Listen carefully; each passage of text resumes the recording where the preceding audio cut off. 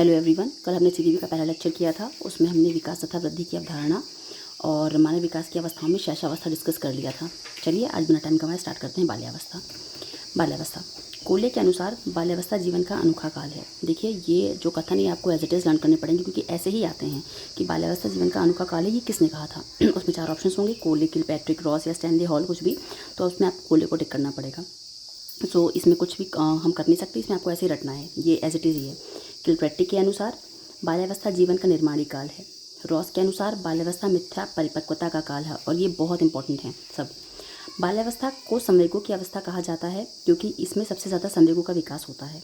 इसी अवस्था में समूह प्रवृत्ति की अवस्था होती है। बच्चे लोग समूह बना के खेलना स्टार्ट कर देते हैं, तो इसी अवस्था में समूह प्रवृत्ति की अवस्था होती है। बाल्यावस्था के अंत तक बालक का भार 80 से 100 पाउंड तक होता है, जबकि हमने पीछे पढ़ा था कि शैशवावस्था में क्या होता है, उसका शिशु का भार 5 से 8 पाउंड तक होता है। इस अवस्था में हृदय की धड़कन 1 मिनट में 85 बार धड़कता है उसका हृदय बाल्यावस्था में। शैशवावस्था में हमने क्या पढ़ा था कि 1 मिनट में 140 बार धड़कता है। बाल्यावस्था में खेलने की सीमा चरम पर होती है। बाल्यावस्था को गंदी तथा चुस्ती की आयु भी कहा जाता है। जी हाँ, हम लोग बहुत तो कन्फ्यूज़ होंगे, शायद इसको किशोरावस्था कहा जाए, नहीं, पर बाल्यावस्था को ही गंदी तथा चुस्ती की आयु कहा जाता है। पूर्व बाल्यावस्था को संचय काल कहा जाता है। देखिए हमने पिछली बार पढ़ा था कि बाल्यावस्था 2 भाग में डिवाइडेड है, पूर्व बाल्यावस्था और उत्तर बाल्यावस्था। तो जो पूर्व बाल्यावस्था होती है उसे ही संचय काल कहा जाता है। इस डायरी में लिखा एक लाइन बहुत इंपॉर्टेंट है, आप इसके नोट्स को एज इट इज़ कॉपी करिए। बाल्यावस्था में बालक का व्यक्तित्व जो होता है वो बहिर्मुखी होता है। कोले और ब्रूस के अनुसार, ये थोड़ा पेंसिल से लिखा हुआ है, थोड़ा सबको हल्का समझ आएगा, तो इसको जूम कर देती हूँ। कोले और ब्रूस के अनुसार वास्तव में माता पिता को बाल विकास की इस अवस्था को समझना कठिन है, ये कोले और ब्रूस ने कहा है।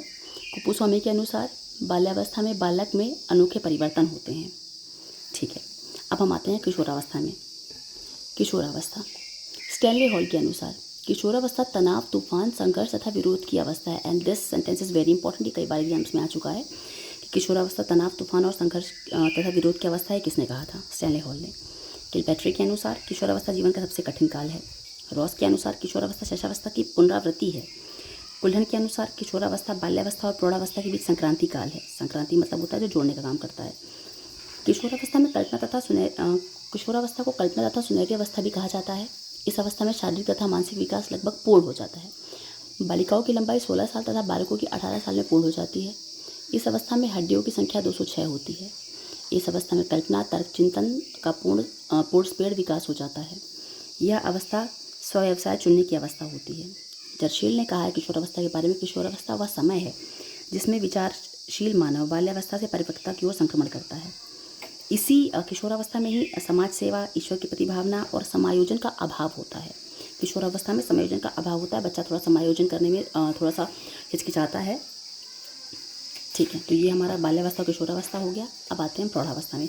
क्योंकि हम लोग सीडीपी पढ़ रहे हैं तो प्रौढ़ावस्था इतनी इंपॉर्टेंट है नहीं, इसमें ज़्यादा डेफिनेशंस भी नहीं है। तो क्रू एंड क्रू के अनुसार 20वीं शताब्दी बालक की शताब्दी है। इस अवस्था में बालक पारिवारिक जीवन में प्रवेश करता है तथा अपने जीवन के लक्ष्यों को पाने के लिए सतत रूप से प्रयास करता है। देखिए मैं इसको बहुत जल्दी इस वजह से करवा रही हूँ क्योंकि आपके पास इतना टाइम नहीं है प्रिपरेशन करने के लिए। आप सिर्फ नोट्स बनाइए और उसको रटिए, और ज़्यादा टाइम वेस्ट करने का कोई फ़ायदा नहीं है। Okay, all the best for your UP TET and super 10।